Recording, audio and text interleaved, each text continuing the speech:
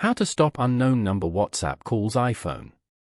To get started, first of all go ahead and open up the WhatsApp application on your phone. As you can see, you are now in the WhatsApp Communities page. Communities bring members together in topic-based groups. On this page, go to the bottom panel and tap on Settings. Go to Privacy as shown. From here, scroll down and tap on Calls. Once you're here, turn on the Silence Unknown Callers switch. Calls from unknown numbers will now be silenced. Your privacy will now be enhanced further. This way, you get more control over your experience with the app and how you use it. Following these steps, you can easily stop unknown number WhatsApp calls iPhone. Thank you for watching.